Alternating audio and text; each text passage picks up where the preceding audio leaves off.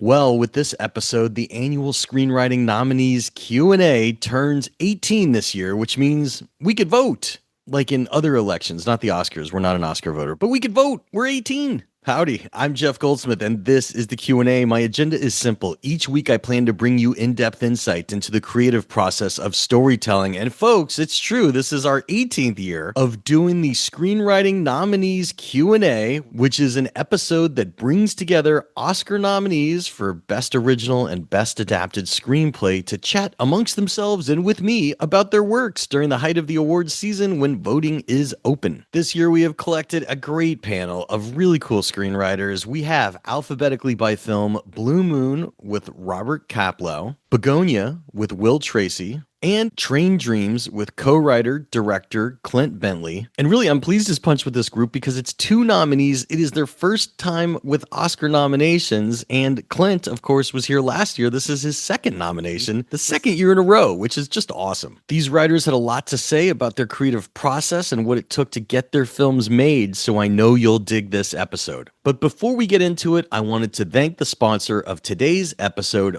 Final Draft, the industry standard screenwriting software. Final Draft formats your script so you could focus on what you do best, writing. Used by 95% of the film and television industry, find out why Final Draft is the #1 selling screenwriting software on the planet. Visit finaldraft.com today to learn more. And while you're surfing around online, I hope you also check out Backstory Magazine. We published our Oscars issue, so there is a ton of stuff to explore in there. In issue 58, we feature interviews with Oscar-nominated screenwriters, Oscar-nominated cinematographers, Oscar-nominated editors. We also have animation writing. We have foreign film nominees. And of course, we have our regular lineup of film and television interviews as well. So there is a lot to explore in this issue. And because it's our Oscar issue, we also have full-length screenplays from both the contenders and the nominees. So there is a lot to explore. If you've never read us before, you could read us on a desktop or laptop or via our iPad app,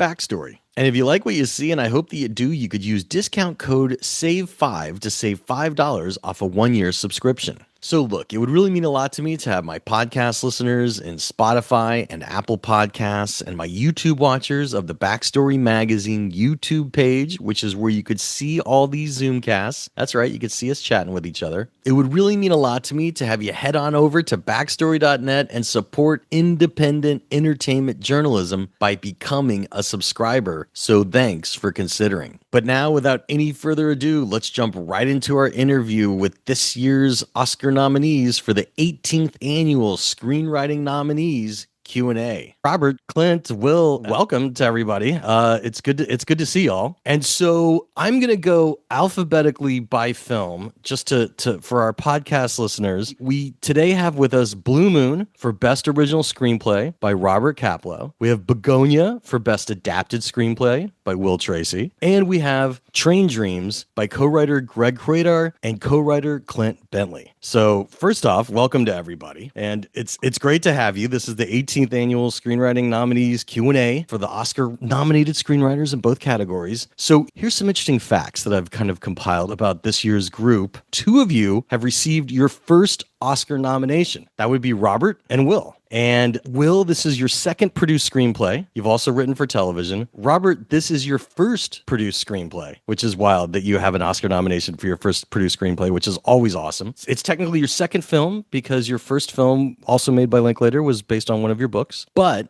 congrats to you both for this, your first Oscar nomination. For Clint, this is wild. This is your second Oscar nomination. Your first Oscar nomination was for Sing Sing, and we just had you on the podcast last year for that. So you were returning for your second year in a row, basically, as an Oscar-nominated screenwriter, back to back, which is so rare, but also so cool. So congrats to you on your second nomination and having it be back to back. So now that we've gotten the congrats out of the way, while everybody's on a pedestal. Now the hard-hitting questions, Jeff. Yes. Well, everybody's on a pedestal during the awards season. I kind of want to take you off the pedestal for our listeners in Apple Podcasts and Spotify, and for the Backstory Magazine YouTube page, which is where people could watch us during this interview. I want to take you off the pedestal and really talk about being a writer. So our first question, to bring it down a notch, What was your darkest moment as a writer, either in your career or during writing this film? A moment where you weren't quite sure if the film would be made, or it could be a dark moment where you weren't sure if you would have a career tomorrow, because that's how tough writing is sometimes. Aside from just that dark moment, to give it a little bit of a silver lining, tell us what inspired you to keep going and get through it. So, Robert, starting with you. Well, it's an interesting question, and it touches on probably a lot of deep fears that any writer or artist or almost any professional would have. There's a moment in Blue Moon where the character of Lorenz Hart is talking to his fellow writer, E.B. White, and he said, you know how they say in marriage, there's for better or for worse? He said, I feel like I've entered the for worse part, and it happened so quietly, I didn't even notice. And he says to E.B. White, have you ever felt that? And White goes, every day of my life.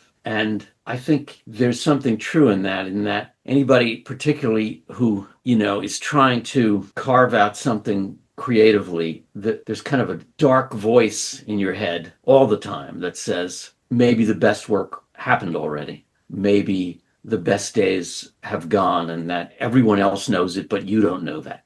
And I just think as a writer, you just, you wrestle with that imp of the perverse sitting on your shoulder, telling you that all the time. And you soldier on and carry on. I remember I wrote the novel, Me and Orson Welles, and I finished that novel and I thought it was pretty good. And I started sending it around. Nobody wanted it, and nobody wanted it for 10 years. Nobody wanted it. And then finally it was published and it was praised and it was filmed and it won awards and everything. It was the same book that everyone else had said, well, who's interested in this old story? So there's probably a message in there, which is keep the faith. If there's some voice inside you that is saying, no, there's something good here. There's something valuable here. This is worth, even though you're in the dark at the moment, stay with it. And hopefully there's light around the corner.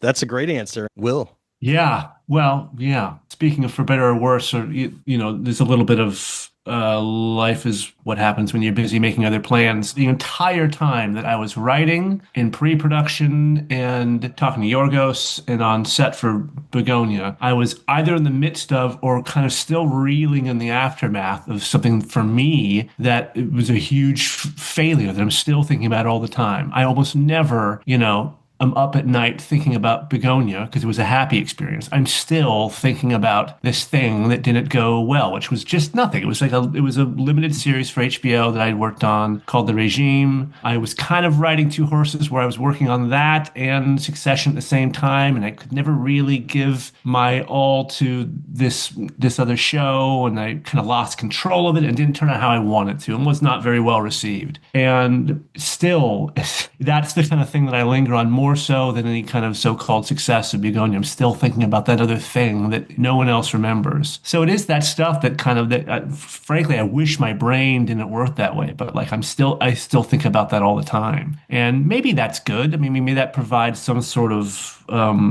fuel or motivation, but a lot of times what it creates is some sort of hole that then I had to put on Begonia all this weight of expectations that has to make it all better, that has to be successful enough that it completely obliterates even the memory of the failure of this other thing, which of course doesn't happen. Even if it does well, you have to let it go on your own, right? Which hopefully I'll get to that point again soon. But yeah, it's funny how one experience colors the other, and it doesn't quite happen the way you imagine, that a success will make you forget about what, to my mind, is still a failure. Just to briefly follow up, I mean, when you have that momentum to go forward, to leave that failure in the rear view, how did it inspire writing Begonia in a positive place, though? I mean, Begonia is a very dark movie. At the time writing Begonia, I was still in production on the other thing. Oh, okay.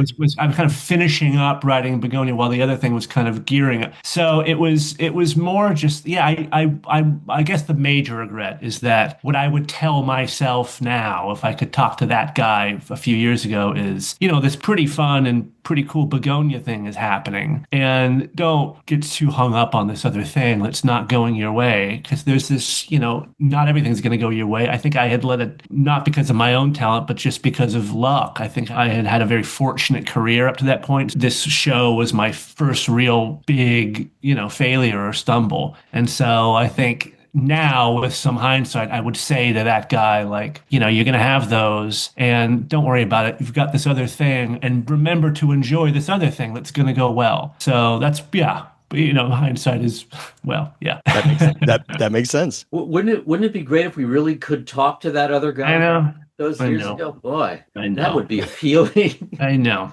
It is so much. I know, it's true. A lot of wasted bike rides to the grocery store thinking about what if I had done this differently, or what if I had told off this producer, and it's these insane fantasies of revenge or do-overs that I do in my head. And probably a lot of writers do that. You want to rewrite it, and it's here's the line I should have said. That's right. It's such a stupid waste of time. Whether it's that or it's like a lot of writers, I'll leave a party or something and think, oh, here's a funny line I should have said at that party when someone said whatever to me. It's a real waste of time and not a good way to go through life. Honestly, that's why I love talking to writers, because I used to think I was an insane person for having those thoughts of oh, I should have said this. That's the correct line. But no, it happens to all writers. So it's fantastic. Yeah. All right, it's Clint. just well channeled. It might still be insane. My wife's used to it now, but early in our marriage, I think it was maybe a bit troubling to her to hear me talking to myself in the other room, which I still do. And now I can just blame it on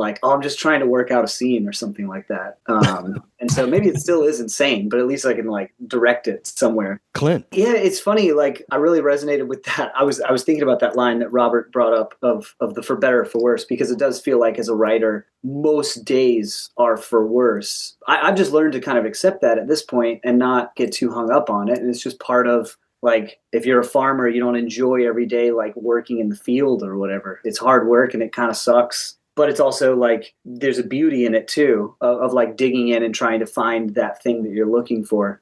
I don't know if you meant worst days as a writer ever or specifically on this project. It could be either. But yes, of course, tie it into Train Dreams, your toughest day. Yeah. I was trying to think of what the toughest day, my toughest days were honestly early on as a writer, before you have, when you're waiting on someone to tell you that you're a writer, and Greg and I had only made one film, we had only put out Transpecos, our first film that we wrote. And then we just had a lot of other things, even short films that we couldn't get made. And I had just a pile of rejection letters on short stories, and was just no, where you feel you need somebody else's permission before I think you kind of tip over at a certain point into a space and just say whether I ever get paid for this is what I am and this is what I'm going to do, and just start to treat it as a craft that you're going to do rather than a job at a bank that you're waiting on somebody to give you a promotion on. On Train Dreams, I remember the early day, the worst days, and it's similar to right now trying to work on something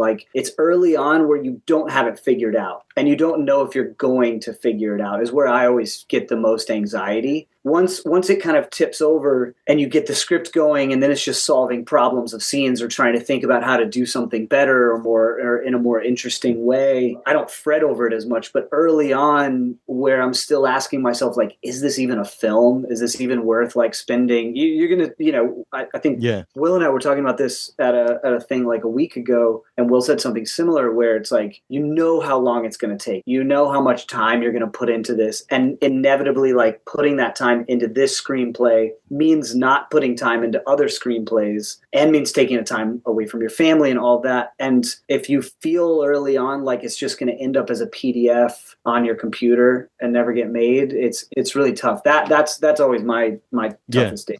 I was at the Writers Guild Foundation Beyond Words panel last week that you were just referencing. And good God, you said something that really resonated with a lot of people that night. You said that even after being Oscar nominated for your last film, when you're sitting down to write, you're still on day one saying, wait a minute, do I remember how to do this? I'm scared I'm going to forget, 100%. Which is crazy. Not even I'm scared I'm going to forget. It seems that I've already forgotten. Like, and I'm sure these guys feel this way as well, but like I sit down into it to start, and I'm dealing with it right now, like starting a new screenplay, trying to get it going, and it feels like you've never written a screenplay before. I'm like, where do I begin? How is this so difficult? And that, I think, like I try and like just look at it from the other side and say, okay, that's a gift, because it means it will always be fresh. If it's always this way, that means I've not mastered it in any way, and it will always be exciting and fun. Yeah. Well, so lightning quick question. We're going to get into the more positive. Writers always, they need to refresh between projects. And just to give folks a sense into your creative well that you like to draw from, what's a film, a book, a script, a piece of music that inspires you, something that you like to return to get your creative juices flowing? Robert, starting with you, and we'll just go around. It's reading fiction, I think, for me, not screenplays. Usually it's a prose stylist that I really admire. You know, somebody like Updike or Nabokov or Salinger, somebody that it isn't so much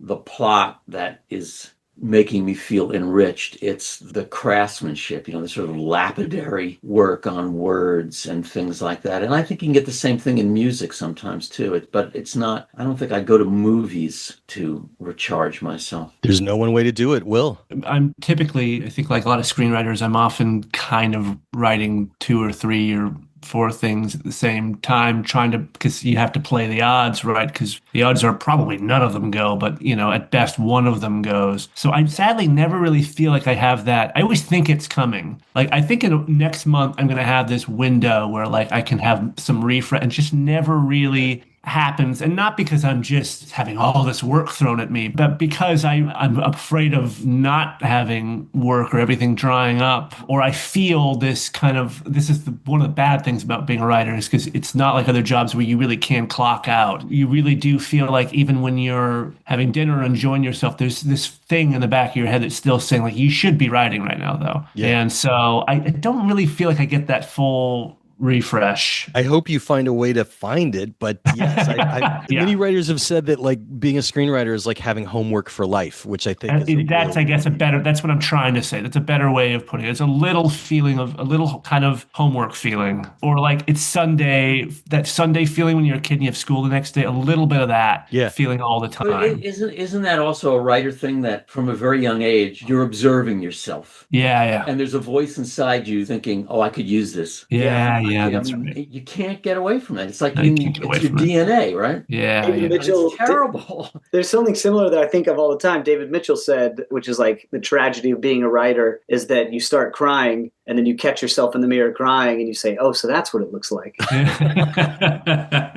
Yeah, that's right. That's awesome. Clint, is there anything you want to cite? Films, books, music? I think for me, it is like, to Will's point, it's a continual like work process where the projects kind of bleed over into each other. And there are days where I'm just like, all right, I'm done for a couple days. And I just like put it aside for a few days and recharge. And then it's like a lot of times going to music or going to films or going to a museum, like just going to like get into another medium. And I think trying to catch that feeling of inspiration, even if it's not inspiring a project or something like that, a specific one that I'm working on that's like lighting a spark that you're like, I want to go back and sit down and mess with this again. Yeah. And sometimes it's just living too. I mean, it sounds very obvious, but like I will find if you shut it off, and even when you're trying to shut it off, and even if you have a vacation with your family, usually about some point, and I say this in a good way, 8 or 9 days in, some kind of idea for like, oh, that could be a movie will come to me. And I usually end up writing it, but like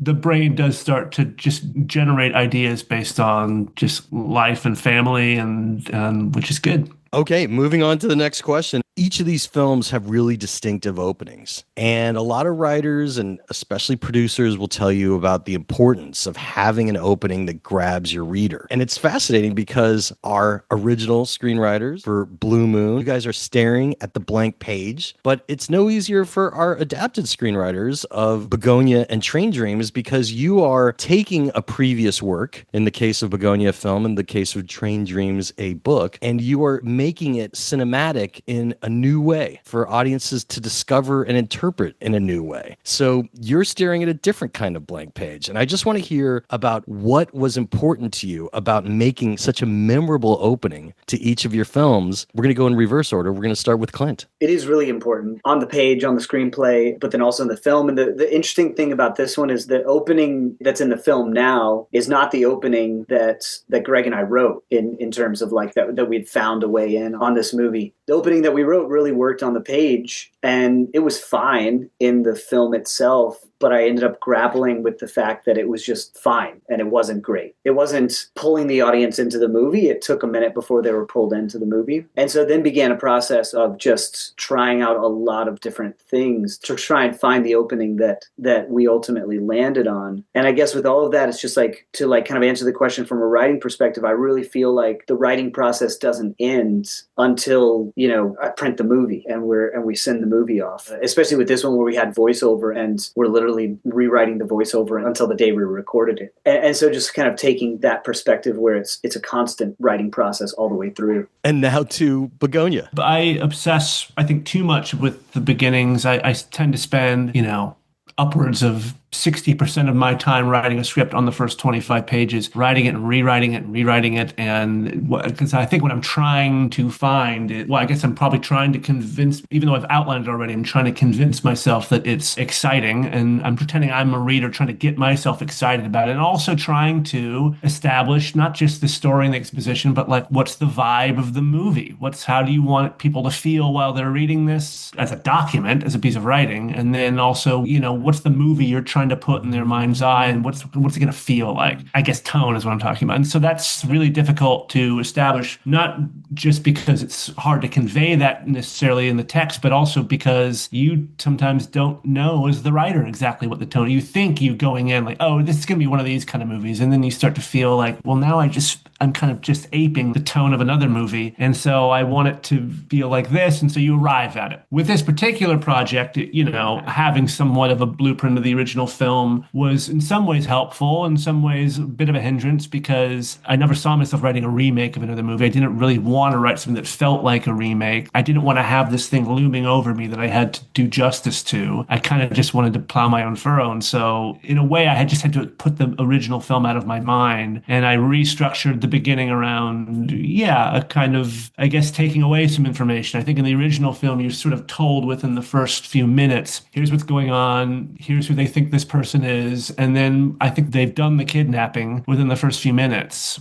And so I guess I wanted to luxuriate a bit more, and I guess a longer character study or cultural study of who these people are, the lives they lead, what they think is going on with our world on a day-to-day level, like the way in which they feel they and their community have been immiserated, and then a bit of what her day looks like. And then you don't hear the word alien until, I think, 20 pages in. Yeah. It's a while until you really hear what their plan is. I mean, probably if you've seen the movie, you know the log line of the movie, so you know it's kind of about that. But if you went in that movie cold, you wouldn't know the alien thing until she's in the basement, which is a while into the film. So I playing with that, I guess, became the fun of the beginning, and that has its own momentum to it. And also as a writer, I try to find some ways to give some propulsion momentum those first 25 pages, to pull the rope taut, right? So like you put a clock on it. So like it's 4 days to the lunar eclipse. So I contain it in that room, right? And there's this pressure from outside that room that the walls are closing in because everyone's looking for her. So yeah, that helped me on this particular story. Having that stuff established in the first 25 pages did help. Did you write it? Do you write in order, like in scene order? Or do you I write it in order. I mean, I very rarely move ahead and like try to write an easier scene that feels like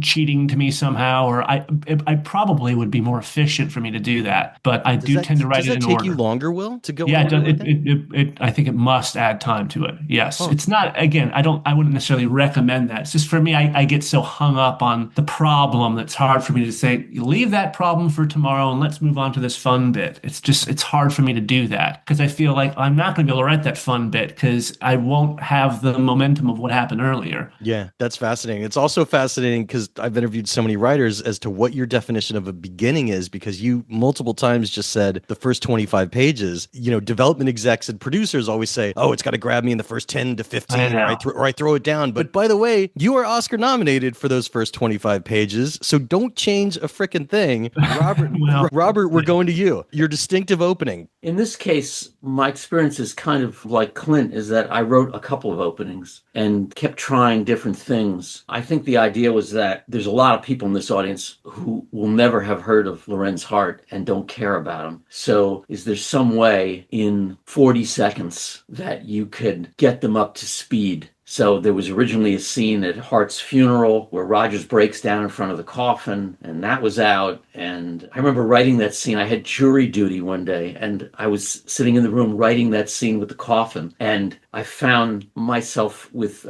tears in my eyes writing it. And this guy sitting next to me turns to me and goes like, it's jury duty, man. It's not that fucking terrible. Like, all right. So eventually it was just, we're going to show Lorenz Hart collapsing in an alley, and we're going to hear what sounds like an archival obituary from 1943, like a radio obituary playing. And that was the way, okay, 40 seconds, we can say who this guy is. Here's a dozen of his songs. And now we get to the rest of the story, which is in order, along the way. Was that tough for you? Because you'd written a scene that really moved you, it sounded like. Was it tough for you to lift that, the funeral scene?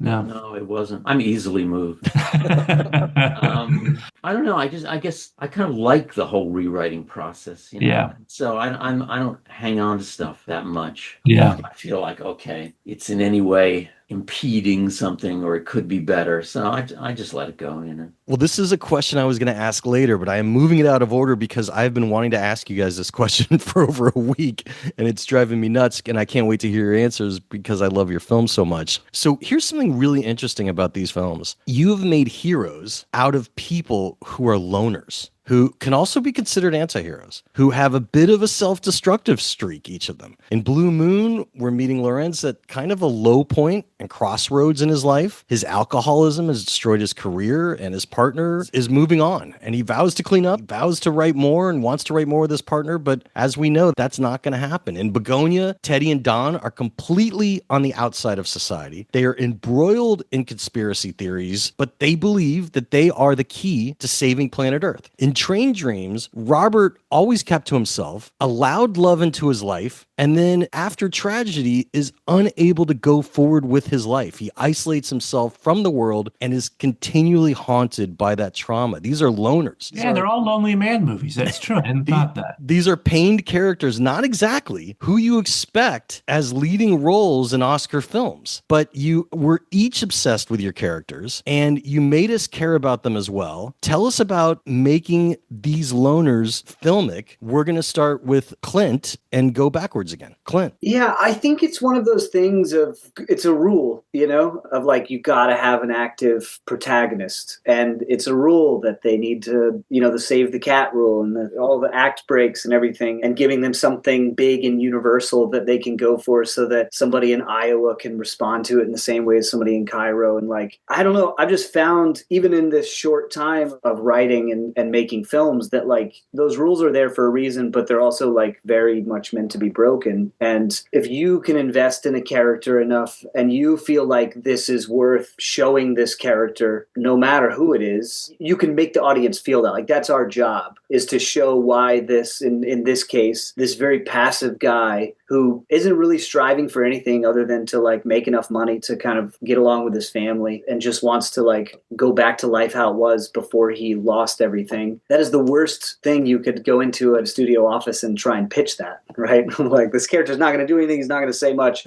He's going to die in the end. And that's really it. And he's not going to leave any mark on the world. But what I felt from the book and what Greg and I tried to do was like get in and show why this person is very special and show why this person has a depth to him and a beauty to him that you might not see on the outside, because that's 95% of the people who animate the world and keep it going. Let me just add something that I think you're right. You have this character who is relatively static for most of the movie, but when you get to that scene at the end where he's up in the airplane and he has that like a kind of spiritual vision about the interconnectedness, that I mean, he does get somewhere that he wasn't in the beginning. And I think that leaves you as an audience member, you feel like the blossom finally opened a little bit. And I think that's very satisfying. It's satisfying in its modesty too. Yeah. You know, I like that. And you're giving something to the audience that they take away, and that's really important, right? That was a really hard thing also, because that wasn't always the ending, and that wasn't always the feeling of the ending either. And I was trying out a lot of different things in the Wait, save that,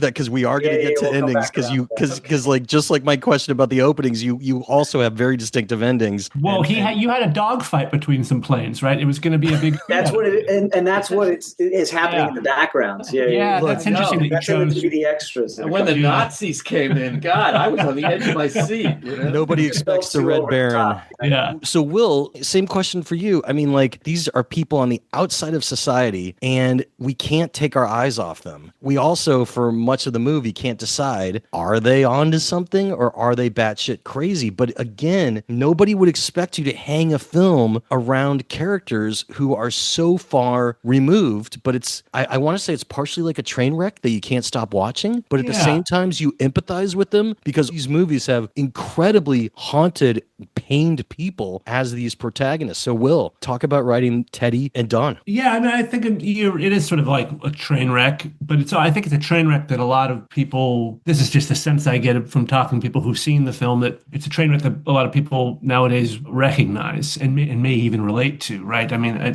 think there's a kind of, obviously Teddy and Don are the extreme end of this, but there's a kind of, not to put too fine a point on it, but a kind of, I guess, an internet age doom scrolled isolation and atomization, and the feeling of like there's all sorts of stories out there and there's an official story, and none of these stories are really speaking to me, so I have to kind of find my own story, and I'm all alone with that because there's nothing really supporting me here in my community. I don't really feel like I'm surrounded by like a thriving civic life. I sort of feel as though a lot of very powerful forces are conspiring against me. He is right about that, even if you take the aliens out of it. Yeah. A lot of that's just the conditions of our current so-called democracy and the conditions of late capitalism. So I think his particular brand of isolation, maybe if the movie had come out 20 years ago, like what the original did, it might not connect with the same sort of force. You might not be able to relate to that character as much. And probably the character would be written I would have written the character as a bit more of a lunatic with purely lunatic ideas and values. But, instead, I think some people look at Teddy and think, I have a lot of time for some of the things that he believes in terms of the direction of our country, our discourse. And I think we all kind of go down our rabbit holes nowadays in the digital age. And so probably that made it easier for people to connect with in a way that I didn't necessarily foresee when I wrote it. But I also wrote it right during COVID when everyone was feeling quite literally isolated. And my theory about the film is that, if it connects, it might be because in some way we're still living downstream from that time when I wrote the film, right? That we're still in the detritus of COVID and that moment in which some sort of what was already breaking, a trust and a cohesion that was somehow feels like it got fully broken during that time. And that's kind of what the movie is, somewhat at least subtextually about. That's a great answer. And I think you're right about living downstream of the pandemic. Robert? Yeah, no, I was just thinking about what Will said. I was thinking that Teddy is a kind of alien. And that's why I think you do identify with that, because he's so isolated from the world that he's as much an alien as anyone else in that film. That's right. Yeah, no, I think that what works well. Well, for Lorenz, he's isolated. He losers isolate. Yeah, right. Yeah, well, I mean, he's the ultimate sad sack who is actually able to entertain everyone to mask his sadness in the bar. Like, he has anecdote after anecdote, but he's just dying inside. And it's not exactly what you would think of as an Oscar, leading man, but he is nominated for it, for your writing specifically, and his acting, and it's a great role. And it's just fascinating that yet again there's a loner, somebody that's traumatized, as the lead character of your film. in a slightly different than my co-writers here, is that I'm trying to recreate a guy that really lived. Right. And so we know a little bit about him, but not a great deal. We don't really know the way he spoke conversationally, so I had to invent all that. And I had to really? invent. Oh, wow. I had to invent. Did you never hear any like recordings of him speaking? Is there not much? Almost none. Wow. Almost none. He and Rogers made a little tiny short film at the end of the 1920s in which they're reading scripted lines. It's terrible. The whole thing runs, 10 minutes. Huh. And Hart's on the radio once or twice in the 30s reading scripted lines, mostly jokes about how short he is. It's actually painful to hear him read the jokes. Yeah. There's almost, now in the world we live in, everybody's been interviewed and you could get the rhythm of the speech, but that didn't exist. So I had to say, all right, I have to invent. How did you find that rhythm or find his voice? It was an attempt to say, okay, you'd hear him and say, oh, yeah, this is the guy that could have written My Funny Valentine. So he had to be funny and he had to be smart and inventive and filled with a sort of illimitable longing as well. So that was the challenge to do that. But that was a fun challenge. And he also had to be the smartest and funniest guy in the room, which is a lot of fun to try to write that. I mean, you get to, like we were saying before, you go home and you say, this is the line I should have said. This is the line I should have said. I could give him all those lines that I wished I had said. So he's sad and he's at the end of his rope. But I also thought he's brave and he's resilient just to show up that night.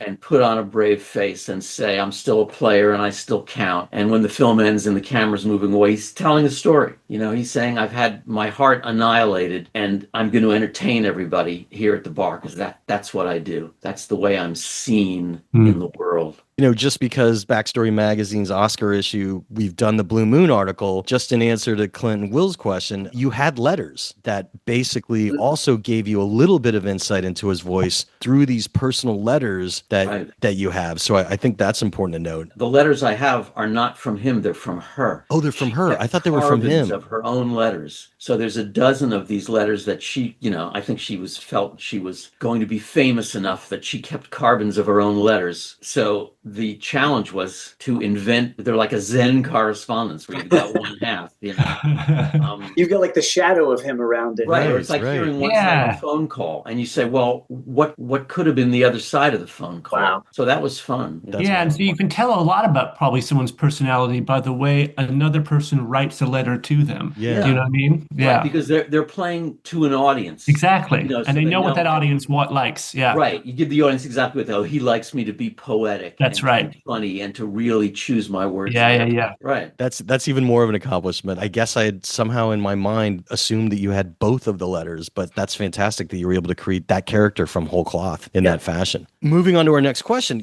Self-doubt is real. Tell us about a thing that you thought wouldn't work that ended up working. Something in your script that you really weren't sure about until you saw it up on its feet and then you were glad that it worked. Inversely, something that you thought definitely would work and totally did not. So no pressure at all on Robert because we're starting with you. I'm never going to tell you something that didn't work. Okay. That gives ammunition to my enemies. And I would never do that. Let's keep them at bay. Yes, right. Well, I wasn't sure this whole movie would work. I really wouldn't. This is 90 minutes in real time in one setting. That's a very small target to hit. And it's very easy to miss that target. Either the casting is wrong, it's boring, you lose the thread. So I thought it would work. And, we would read this thing out loud. Richard Linklater, Ethan Hawke, and I, we read this thing out loud endlessly, just the three of us. And I thought, okay, it's working, it's moving. But there's also a voice that says that there's going to be some members of the audience who are, looking at their watch, when are we going to get out of this bar? But I was surprised that a lot of things did. There's a moment where they start singing Over There, the George M. Cohan song. And I didn't know if that would really work. And it's kind of fun. And Cannavale is just really fun that way. I wrote in a different ending for the movie that was a musical ending, believe it or not. It was about a 7.5 minute musical sequence. And it was in the script for maybe about 6 months. And then we just said, it's very funny and it's inventive and it's clever and it's unraveling the mood that preceded it. So was it the play that he describes that he wants to write? That's like kind of traveling? No, it was just a kind of a musical fantasy to the tune of "Isn't It Romantic," Wow. in which all the characters had lines. It was just, I just was just thinking, well, this is a guy that writes musicals. Why not leave him in a musical? I love and it was that. a lot of fun to write, but I just, and I think at one point Richard Linklater said maybe we should just shoot it and then decide in post production whether we'll use it or not. But we didn't have the money to mess around with time. This is a little movie, Sure, so that's fascinating. Will, something that you thought would work and didn't, and vice versa, something you thought that wouldn't work but did. Well, I definitely thought there's a scene in the film where Teddy has come back from his mom's sort of hospice care. And it's the moment where she sort of says, all right, finally, I'm going to tell you the full truth, right? Which at this point in the film, we don't know if she's actually being truthful or not. But she says, here's how we came to your planet. It's a long, somewhat insane kind of monologue, very detailed, all of the ins and outs of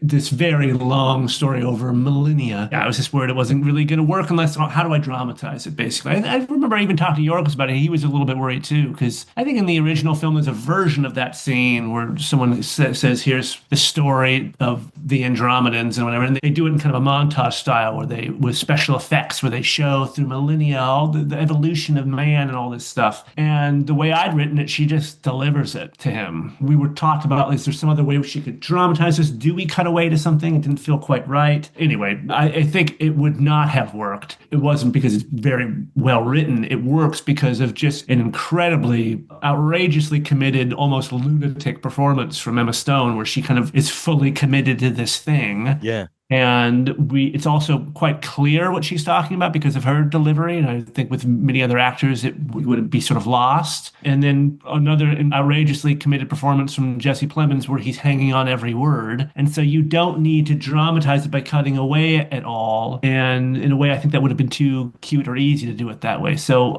that ended up working. And a thing that I thought would go great, there's a whole kind of like car chase sequence after they kidnap her, where the police are kind of on their tail. And I thought there needed to be something that was more, I don't know, maybe I felt some genre pressure to have some action beat there or something. And we filmed it and looked great because Yorgos is, and the music is great. And then I saw it when it premiered at the Venice Film Festival, the movie. And then it wasn't until the party later where someone from the camera department, our focus puller, was like, yeah, and the car chase, what happened? And I didn't even realize they'd cut it, which is always a sign that it didn't need to be there, right? If I didn't realize till someone pointed it out at the after party that it was gone, then surely it needed to go, right? Yeah, that's a great lesson about deleted scenes as well. But also, just because sometimes writers are in the forest and can't see the trees, that speech that you're talking about with Emma Stone, not only is Teddy hanging on her every word, so is the audience, because we don't know at that point still if she's just stringing him along to get him to release her and say like, okay, I'm going to give you an alien story. Here's what we did. And we're not 100% sure still. You're right. I think I've been living with the script so long and I knew the story. I knew what was going to happen, obviously. So for me as a writer, I probably thought this is going to be dense and boring. But you're correct. For the audience, they've been waiting the whole movie for this scene. Yeah,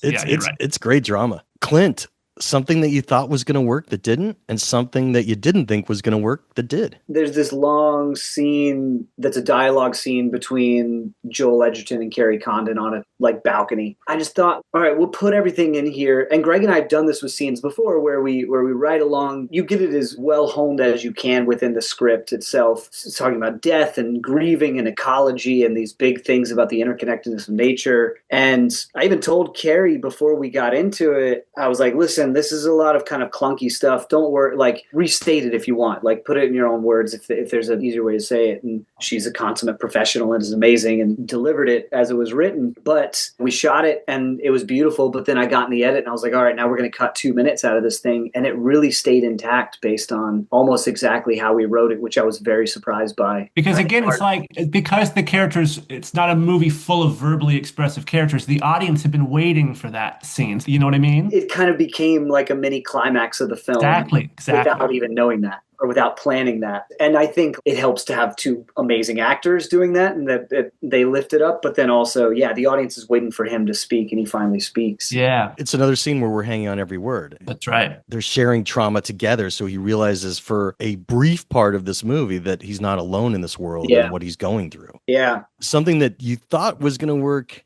and didn't. Man. not to skip ahead again, I know you want to talk about the ending later, but it's the ending. The ending that was written was the ending from the book. It's an amazing ending in that book, and it ends in him walking into this theater at the end of his life and watching this Wolf Boy show. It's kind of a curiosity show. It's a very kind of like quiet, almost similar in tone to like the ending to No Country for Old Men, and I was just like, this is great. We don't have to do anything. Let's just do this. And we shot the whole sequence. We shot this whole like sequence of him going in, sitting down, going on this emotional journey, and it's just not the ending that the movie wanted. I'm not very precious about cutting things, and that was a tough one to let go of. It's interesting because I cannot remember if I got this into my article or not, but to my memory, you also had told me that there was more to the story of the guy seeking revenge that came and hunted down the person in the camp and killed him that you wound up cutting out, right? No, I didn't cut anything out of that. Never shot. What happened was I really wanted to shoot it like a spaghetti Western and cover it from all these different angles. We ran out of time, and so it was either you can get one shot on each setup, or we can just set up a frame and like let it run 6 or 7 times until we run out of light. So we did that. That was a moment where a lot of people have praised the fact that we don't cut away in that scene and that I stay in it. And I'm like, well, it wasn't my idea. Don't you hate that? And so I'm sure you guys have it. I don't know if you guys have it as well because your scripts are so tight. But there's some lines that people come up and they're like, "That's one of my favorite lines in the movie. I love it so much." And I'm like, "Oh, that was an ad lib from a first time actor." So thanks. Yeah. Well, I mean, look, you did mise en scène, and it totally works. You just let the camera tell the story, which was great. Ooh, hey, I'm just jumping in to remind you to check out Backstory Magazine over at backstory.net. But before I get into that, I wanted to first thank today's sponsor, Final Draft, the industry standard screenwriting software. Final Draft formats your script so you could focus on what you do best, writing. Used by 95% of the film and television industry, find out why Final Draft is the #1 screenwriting software on the planet. That's why I hope you'll visit finaldraft.com today to learn more. And while you're surfing around online, I hope you also check out Backstory Magazine at backstory.net. You could read us on a desktop or laptop or via our iPad app, Backstory. And there's a lot of fantastic reasons to read us, namely that we just published our Oscars issue, which is just an awesome jam-packed collection of articles and interviews. And it features, of course, Oscar-nominated screenwriters, but also directors, also Oscar-nominated editors, also Oscar-nominated cinematographers, and animation writers and directors. And of course, our usual lineup of current cinema and television articles. And we also published all the screenplays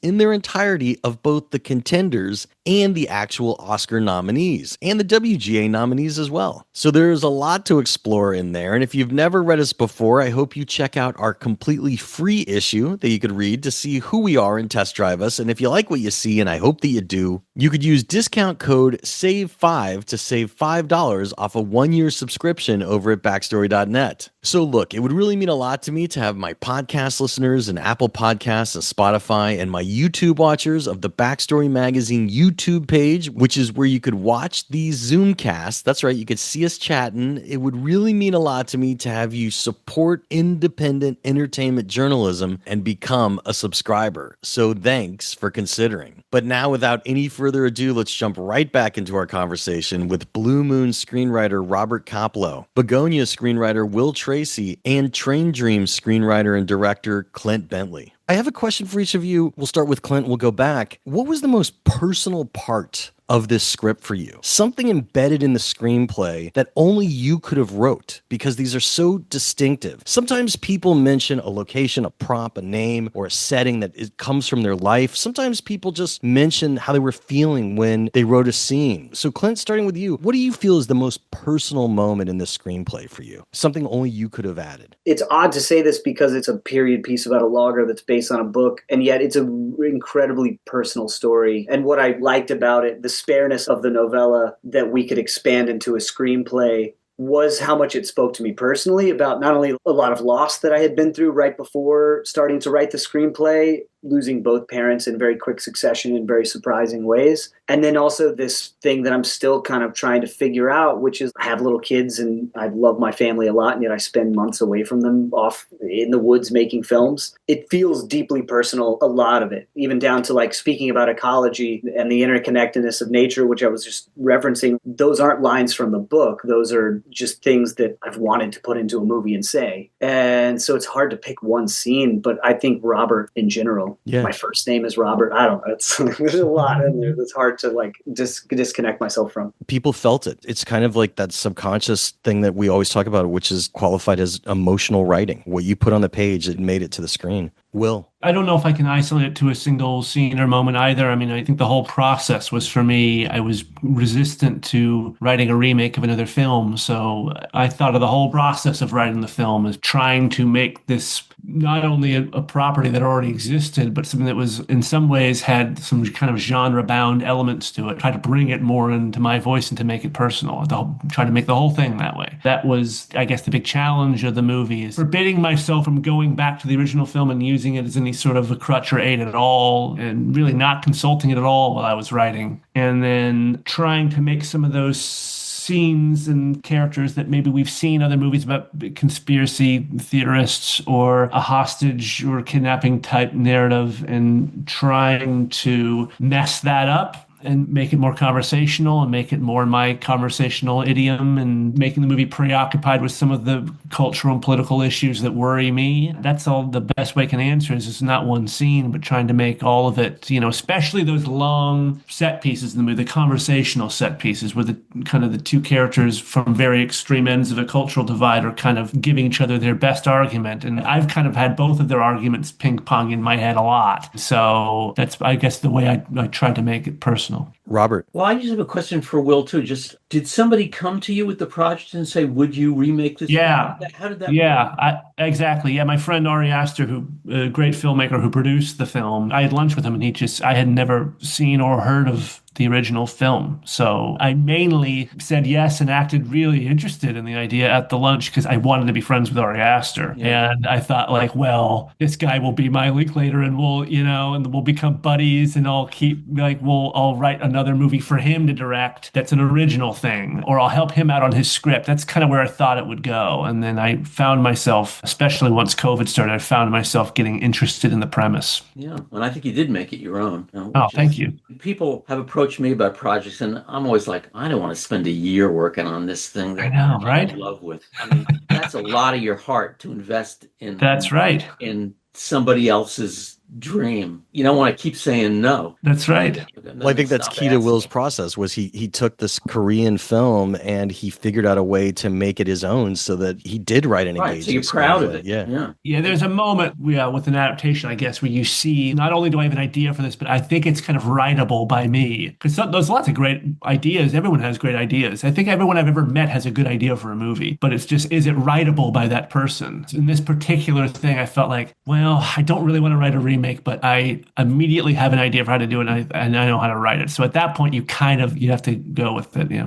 Robert, briefly, is there something that you're really proud of personally, that you really identify with? A scene, a piece of dialogue every time you see the film that was important to you personally? How you found yourself in this story? Well, a lot of it is important to me personally. There's a long scene with Ethan Hawke and Margaret Qualley. It's a 14-minute scene in a coat room. I just knew that had to be a long scene, and I knew that had to get past all the superficial things into her finally saying, I love you, but not in the way that you want me to. And his sexuality had to finally emerge and be defined in that scene. And I knew it was going to be delicate, and I'm proud of that scene. As you should be. Yeah, that's a good scene. It's a great scene, and especially the context of having to be closeted at that time. There weren't a lot of people out, even in theater. And so so he's going to be open about it and not open about it simultaneously in 1943. Yeah. A light question, but it could be dark. You tell me. We'll find a way, Jeff. Yeah. We're going to start with Robert and go back around. What's your favorite way to procrastinate? Most writers, I know there's some that say that they don't, but what is your favorite way to procrastinate that you find yourself coming back to again and again? And does it help your writing? Because some people will tell me ways that even helps their writing. It's food, always food. Yeah. Food is good. Food is the number one. Walking Yeah. is a big one for me, just to ventilate. That's what it feels like. Clear And your head. as Will said, when you're messing around with your family, that's when ideas come to your head. You're out Yeah. walking and you're at the bank and you're this and that and and then suddenly that's where the pieces fall together in a way that when you're staring at a piece of paper, they never fall together. So to me, that's a way to get outside of myself, and there's still some part of your unconscious that's turning the levers. A lot of writers have told me that over the years. Do you bring a pad of paper and a pen in case you get that idea when you're out walking? Probably not. Okay. Probably not. But if it's something good, I'll remember it. All right. Will, what's your favorite way to procrastinate? Yeah, I'm just thinking about food all day long.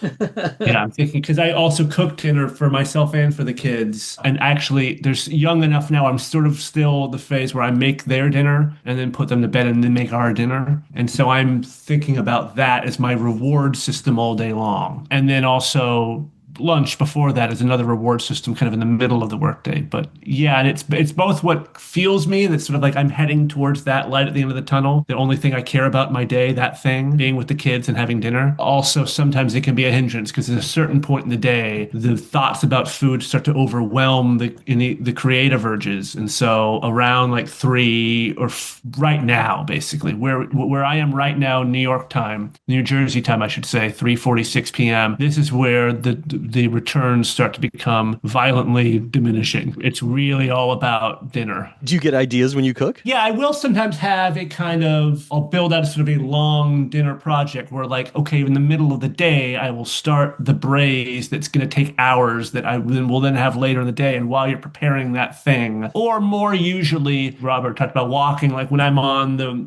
my bike ride down to the grocery store in the little village down the street, I will either be ruminating on past failures and things I should have said to X producer, or I will be thinking about working my way through a problem, a creative problem. And a lot of my best writing is not happening while I'm typing. It's happening while I'm en route somewhere, moving and sort of having an idea in the shower on a bike ride. Oh, okay, yeah. And then you file away and later in the day you'll tackle it. Clint, what's your favorite way of procrastinating? I can do anything and procrastinate. Like it's just like pick your own adventure. The one that like makes me feel like I'm working even though I'm not is like research, where you're like, I'm gonna dip into this book about whatever, or I'm gonna go down a Wikipedia rabbit trail. But I've got infinite ways of procrastinating a lot of the day and then furiously writing for like an hour and a half or whatever, trying to jam. Then you have to start cooking dinner in an hour and a half. And I just like write as much as I can and just curse myself for what I did. One of the things that I've encountered over the years that I've also had in my own writing is some say that stories aren't so much finished as they're abandoned. How do you know when your script is done?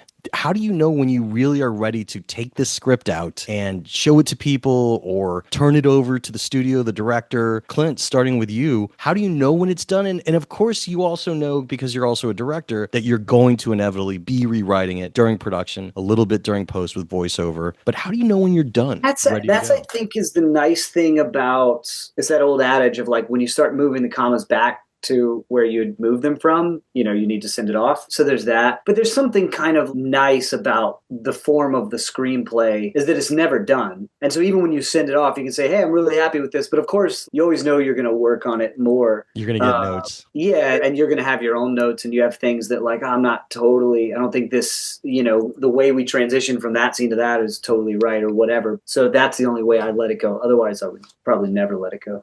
Will. I envy sometimes writer-directors, right? Because it really is a living document for them. I mean, they can just move into production with something and they know they can solve things and rewrite things on the fly. And sometimes it's a little different for a screenwriter who's just handing it over. I've been lucky, I guess, in the 2 films I've worked on that I was kind of kept involved in the process, but not fully involved. And I also know that those situations I had were somewhat unique, that there are many instances where the writer, maybe they visit set for one day and maybe they're shown a cut in the edit at some point. I've been lucky to be a little bit more involved, but still there is a point for me where it is kind of, I have to be pencils down a little bit. I think there was a point when I first started writing like any young writer, when they turn something in, the hope, right, when you're 25 and you've written something, is that you're going to get a call from Hollywood, California, and they're going to say, it's the best script I've ever read. It's brilliant. Don't change a word. And I think that used to be the fantasy. And now, of course, I know that that's actually the nightmare. Now that I've experienced working on movies and seeing how they turn out, what I really want is to get as many notes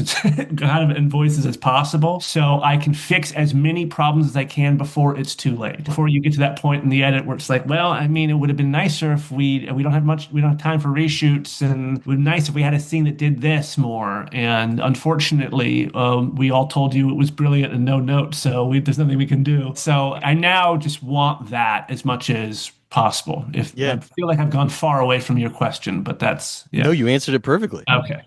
Robert. Yeah, I don't think it's ever done. There's nothing that I've written that I wouldn't work on more. I had novels that are published 10 years ago that I'm still rewriting in my head. Man. On library shelves somewhere, and I'm still, I could do that better. As Will said, there's a point where, okay, I'm putting the pencil down and I got to move on, but it's never perfect. It's never good enough. Following up what Will said, because I think it's really important. Film is a collaborative art, and notes are really important. So, Robert, starting with you and going back around, what was the best note that you got on Blue Moon that either came from a friend, a colleague, or from Linklater himself, or from Ethan Hawke? But the best note that you're like, oh my God, that's been right in front of me this whole time, I didn't see it. And then it inspired an interesting rewrite of either dialogue or a scene or structure. I mean, for me, it was always from Ethan and Richard just reading it out loud again and again and again. And they're saying to me all the time, we've said this already. He's saying Elizabeth too many times. Cut half of those out. The audience knows that already. And then I remember when we were in Ireland shooting this thing, Ethan said to me once, we were just having lunch or something. He said,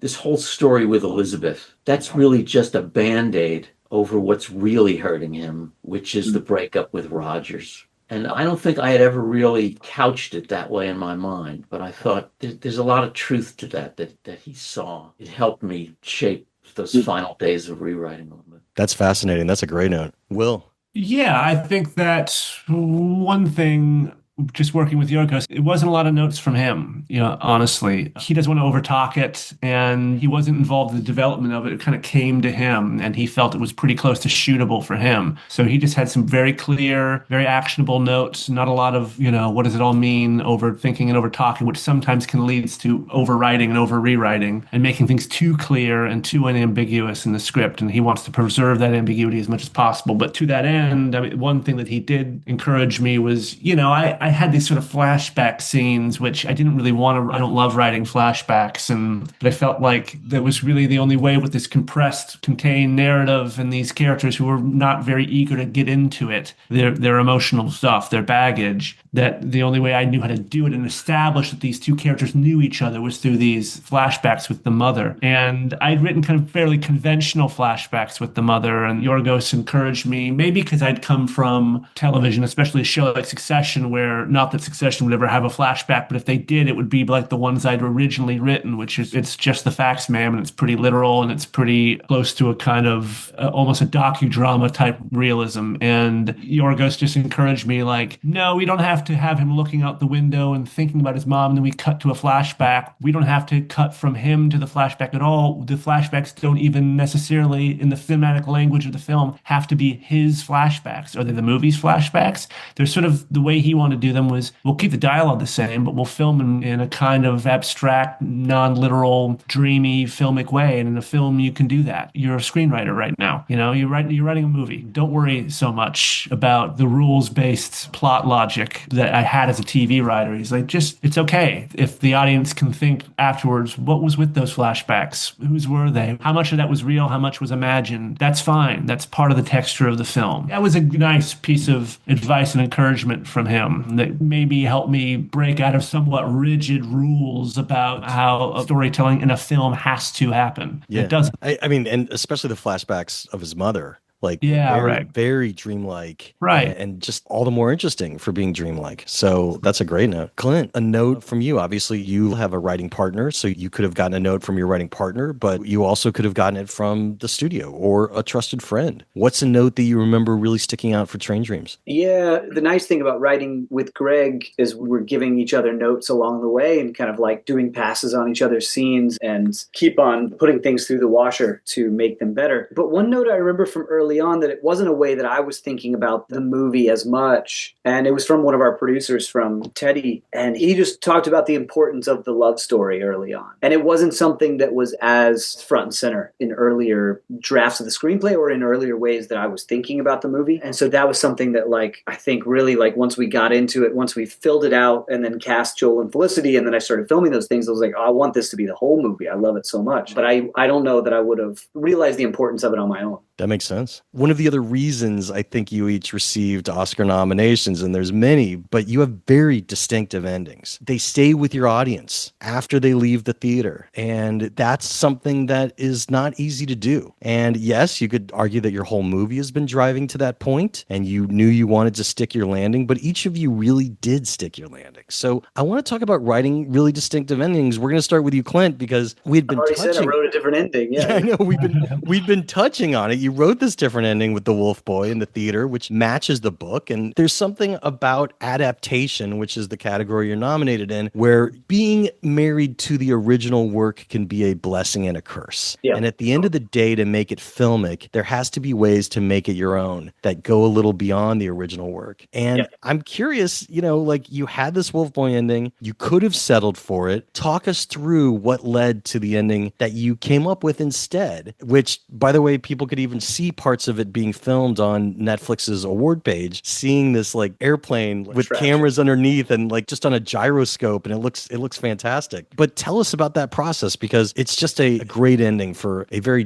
dark movie. It gives us a silver lining of hope. Well, thank you. Yeah, it was always a scene in the movie that we were going to film, and it's a scene from the book, but it's a very short one. And it's funny because I was going back and looking at the book and had forgotten this, but like there's something that it says in the book about like, and all of his life made sense to him or something like that I'd forgotten and wasn't at all what I was thinking. We filmed it in such a way just to like have this sequence where a series of images from his life come back very short, and then that builds us into then he has this cathartic moment with Wolf Boy. That was how we wrote it. That was the intention and how we shot it. And then we were all watching the film down once we shot the plane sequence much later. And so we had mostly cut the film together and then cut in that plane sequence. And it was a very early version of what you see now with just a few flashbacks. And it was just so clear, like, oh, that's the ending. The movie's done. Like the rest, we're just kind of like trailing out now, not in a good way. There are some movies that kind of trail out in a beautiful, amazing way. This was not that. And then so it was just about listening to the film and what it wanted, and then leaning into this airplane moment as the ending, and then thinking about how to build into that and how to like get the audience ready for that moment by repurposing the stuff that came later, which is seeing John Glenn in space on a television and walking around town and seeing that Wolf Boy thing. And then there were things that I like never thought we would use, like this moment where he's standing in a mirror and there's a voiceover that says, he hadn't seen himself in the mirror for the first time. It was the first time in 10 years or something like that. Yeah. And that was just something that like, that was not anything planned. It was just our production designer, Alex, had found this amazing bathroom in the theater where we were shooting. And she's like, I don't care what you do, you just have to film something at this mirror. And so we just filmed for like 10 minutes with Joel, like doing these things in front of the mirror. And so all of these opportunities came out of recognizing that that was the ending. And then finding a structure. Then we went,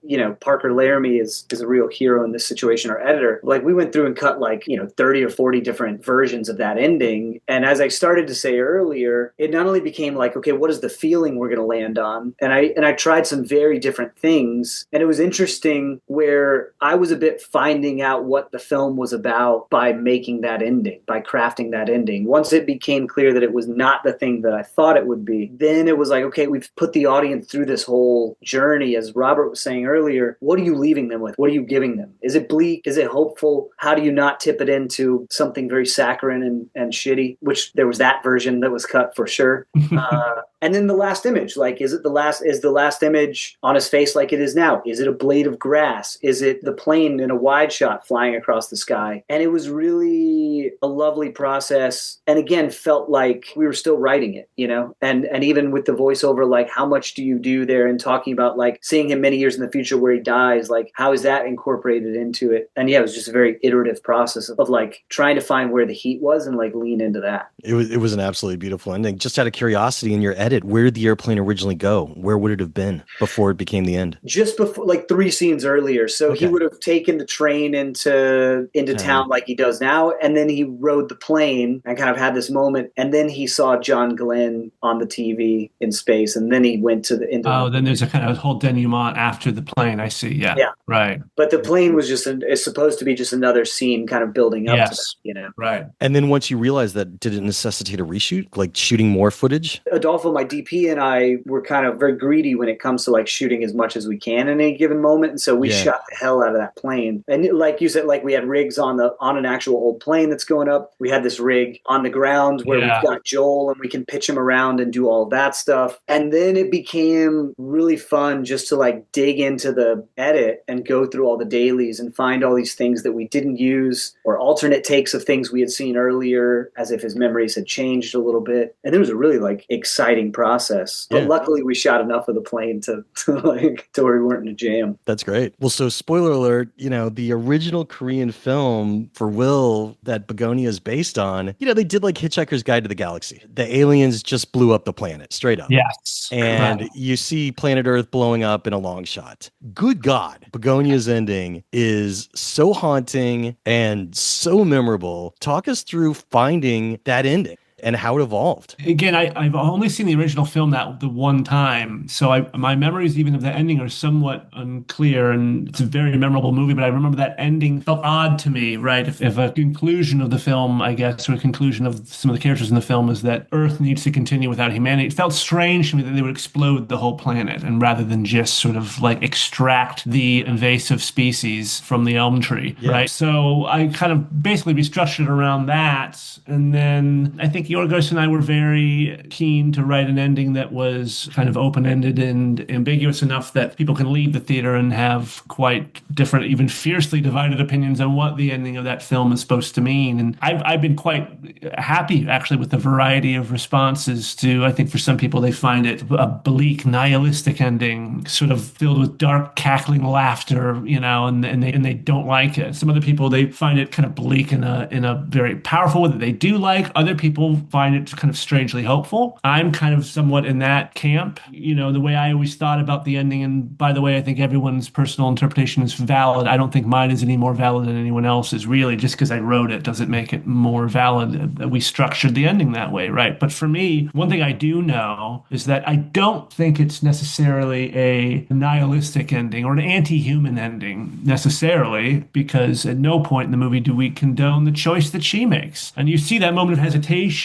and it might be a moment where she kind of has some fleeting kind of almost semblance of human emotion, where she wonders, is this the right thing to do? And then she makes the choice that, personally, maybe just because I'm a human with a human biological imperative, but I don't think the human race should be extinguished. But what we do with that ending, though, is rather than just exploding the planet, we kind of show our world both kind of without us and with us, because the tableau, right, of these human bodies in these moments that are sort of not big, epic, human, dramatic moments. A lot of them are quite banal or funny or odd. You see kind of what makes us weird and interesting and wonderful, but also sometimes awful. And it's a sort of full panoply of human life on this planet. And to me, what it says is sort of like, you know, first of all, see what we look like when we're not screaming at each other. And also imagine what the world would be like without us. You know, look at all we'd be missing. And so there's a bit of, I think there's a bit of hope there, and a kind of feeling of hopefully making people think about our relationship to each other and the relationship to the planet that we live on. And speaking of the planet, then there's the kind of tail out once we're in the credits. The sort of sound of the bees carries into kind of this wonderful sound design from Johnny Byrne, where you kind of hear, a storm comes over the soundtrack in real time and then passes, and this sense of life returning and continuing. And I find something kind of quite peaceful and hopeful about that version of the ending too. So yeah, I guess what we wanted was to kind of to drag up a lot of these feelings. And as Yorgos has said a few times, kind of an ending that your interpretation of the ending says a lot about you as a person, right? Which is, those kind of endings are always sort of interesting to me. Yeah, and it's fascinating. Everybody's in the middle of something, and that's true life. Like, you don't always get to pick your ending. You're always in the middle of something, and you always think about with regrets, oh, we could have done more. That's right. Was there anything on all those sweeping moments across the world of showing people embroiled in different acts, that they're never going to finish? Was there anything that you had as an idea that did not make it in there? No, it was more of a case of I had written that ending where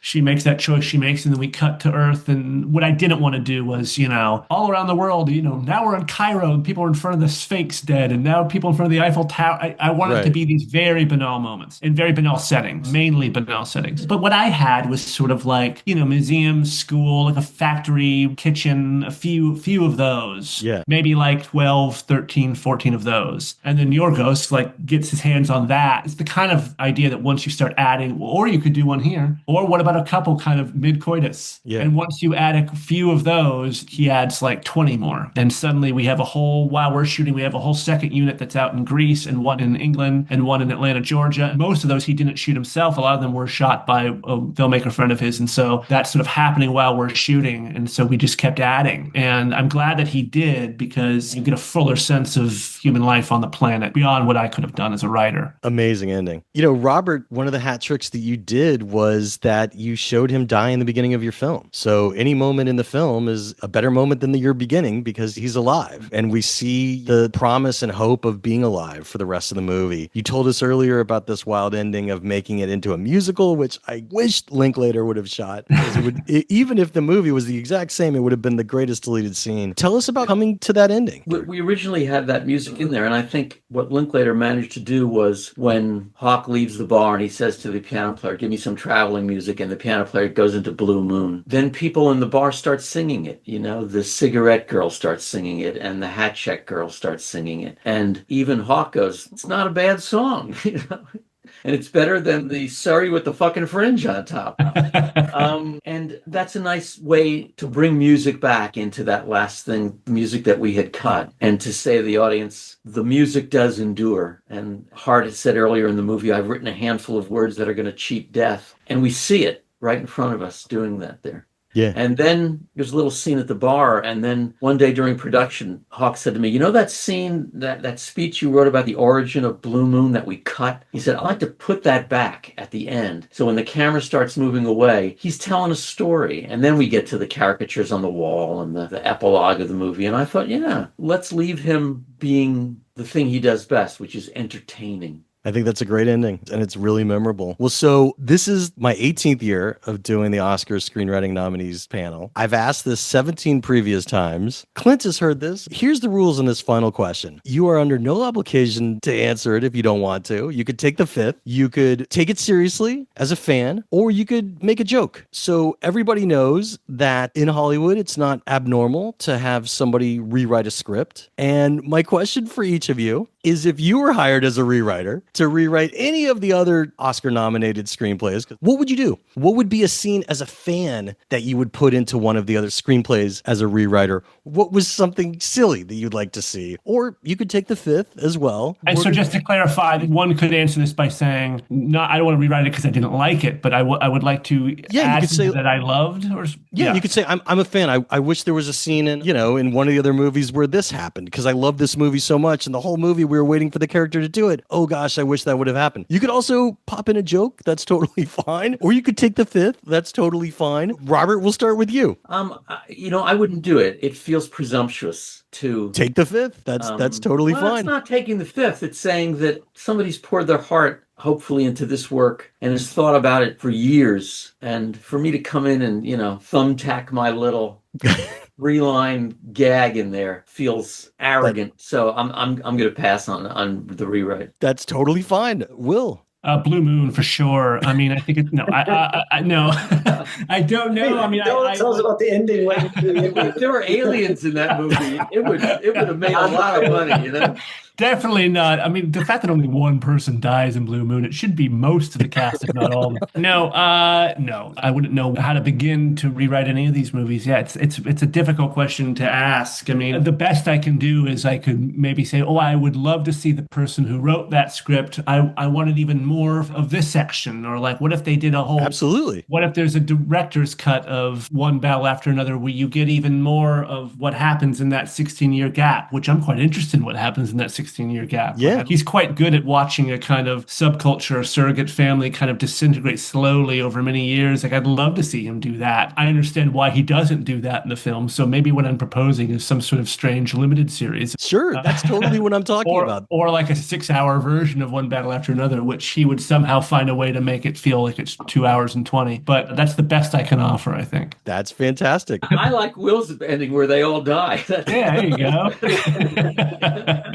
Clint. Yeah, I think, and thinking about some folks who aren't here, I would love to see in Frankenstein, like, what happens after the monster pushes the ship away. You know, that's one of those things that I would love to. Absolutely. I would watch that movie. But I've said this to Robert and Will. I'm in awe of the peculiarities of their scripts, and I could have watched 3 more hours of sentimental value. I could never write some of those like back and forths between Jesse Plemons and Emma Stone, and could never ever like set an entire movie in one setting. And so, like, I don't know, it's like thinking about, like, I have no idea what to add to it, but I'm just like really kind of in awe of, like, each of them feel so different. Each of these screenplays feel so different, and I think it's magical what they do. That's awesome. There's no right answer. It's all good. And it's always fascinating to hear how your minds work through that. Well, look, you have all inspired the world. Thank you so much for your time today to talk about screenwriting and joining us for the 18th annual Screenwriting Nominees Q&A. And for each of you guys, congrats on your Oscar nominations, and congrats on great scripts that'll stay with us years after the awards are over. Thank you, Jeff. That's really nice. Thanks, man. And that's how the Q&A went down. Special thanks again to today's Oscar nominees: Robert Kaplow for Blue Moon, Will Tracy for Begonia, and Clint Bentley for Train Dreams. It was awesome to interview all of you, and I truly cannot wait to see what you do next. Of course, we'd also like to thank today's sponsor, Final Draft, the #1 screenwriting software on the planet. Find out why 95% of film and television shows use this software. You could explore it all over at finaldraft.com, which I hope you'll visit today. And while you're surfing around, I hope you also check out Backstory Magazine. We just published our Oscars issue. There is a ton of stuff to explore in there. We have interviews with Oscar-nominated cinematographers, editors, screenwriters, of course, directors, animation directors. You could also read full screenplays of the contenders and, of course, the actual Oscar nominees as well, and even the WGA nominees, because there is a difference between those two. So there's plenty to explore. If you've never read us before, you could test drive us by reading our free issue at backstory.net or via our iPad app, Backstory. And if you like what you see, and I hope that you do, you could use discount code SAVE5 to save $5 off a 1-year subscription. So look, it would really mean a lot to me to have my podcast listeners and Apple Podcasts and Spotify and my YouTube watchers of the Backstory Magazine YouTube page, which is where you could see all these Zoomcasts. That's right, you could see us chatting right here on YouTube. It would really mean a lot to me to have you show your support for independent entertainment journalism by becoming a subscriber. So thanks for considering. The Q&A with Jeff Goldsmith podcast is a copyright of Unlikely Films Incorporated in 2026. All rights reserved. Folks, if you want to find me on social media, you could find me as Yo Goldsmith on Blue Sky. You could also find me on Twitter, also known as X, as Yo Goldsmith, and also on Twitter and X as Backstory_mag. You could also find me on Instagram as Yo Goldsmith, and also Backstory_mag on Instagram. And if you want to go old school, you could also drop a line to backstoryletters@gmail.com, and I will do my darndest to get back to you. I'm Jeff Goldsmith, the host of the Q&A and the publisher of Backstory Magazine, thanking you for tuning in and telling you to stay out of trouble. Till next week.